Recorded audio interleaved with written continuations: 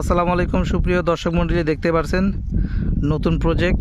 এই যে দেখুন 12 দিন চারার এই যে লাগানোর যে বয়সটা দেখতে পাচ্ছেন, আর 12 দিনের ভিতরে দেখতে পাচ্ছেন যে 2 পাতা বের হয়ে গেছে। এই যে দেখুন, আর এইগুলা হলো যে চারা আমরা রোপণ করেছি। এই যে পাশের যে প্রজেক্টটা ছিল, ওই যে মোটর আপনারা দেখতে পাচ্ছেন দূরে, এই যে এই প্রজেক্টের যে চারাগুলো ছিল সেখান থেকে নিয়ে মূলত পাশের যে জমি সেখানে লাগানো হয়েছে। তো একটা বিষয় হলো আপনাদেরকে শেয়ার করি, সেটা হলো যে অনেকেই কি করে যে চারাটা যে লাগাবে, এই লাগানোর বিষয়টা অনেকে জানে না। তো দেখেন যে আপনি যখন চারা লাগাবেন তখন এই গুঁড়াটাই যেভাবে কেটে তারপরে রোপণ করবেন। এই যে দেখুন, আমি ফেলায় রাখছি তাই গাছ বের হয়ে গেছে। এই যে দেখেন, জাস্ট শুধু এগুলো এক্সট্রা থেকে গেছে যার কারণে। এই যে দেখুন, এই যে দেখুন, এভাবে গুঁড়াগুলো কেটে নেবেন। এদিকে সাইড দিয়ে শিকড় অলরেডি বেরোচ্ছে। এই যে শিকড়গুলো কোথা থেকে বেরোচ্ছে আপনারা দেখেন। এই যে দেখুন, এখান থেকে শিকড়গুলো বেরোচ্ছে। তো গাছের ভিডিওগুলো দেখানোর উদ্দেশ্য যে আলহামদুলিল্লাহ মোটামুটি ভালো আছে।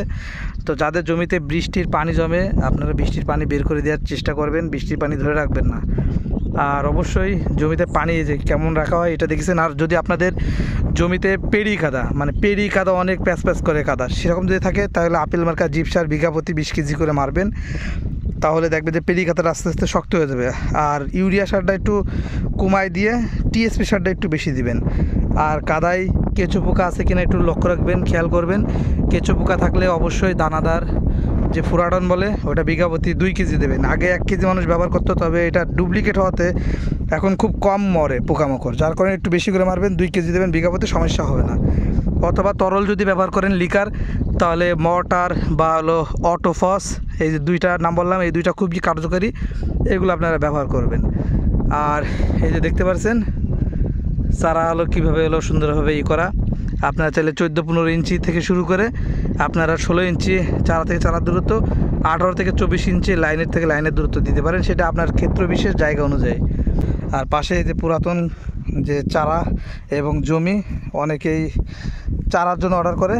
তো আমরা এই চারাগুলো মূলত এই চারাগুলো আমরা মূলত বিক্রি করে থাকি 2 টাকা পিসে সারা বাংলাদেশে।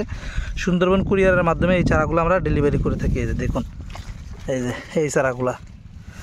আর এই যে পুরাতন যে গাছগুলো, এটা পরবর্তীতে বিক্রি হয়ে যাবে আবার। এই যে ফুলগুলো দেখতে পাচ্ছেন, গাছের এই ফুলগুলো আমরা বিক্রি করি 15 টাকা 20 টাকা কেজি। এই গাছগুলো বিক্রি করি, এতে যে কাঠ হয়, যেহেতু এটা নভেম্বরে লাগানো, যেহেতু 1 বছর না, যার কারণে আপনার কাঠ হয়নি।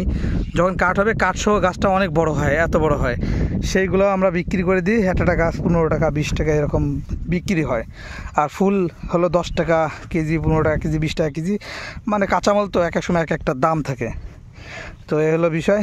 যদি ভিডিওটি ভালো লাগে একটু শেয়ার করে দিবেন। চারার জন্য কল করতে পারেন, ভিডিওর উপরে নাম্বার দেওয়া আছে। সবাই ভালো থাকবেন, খোদা হাফেজ।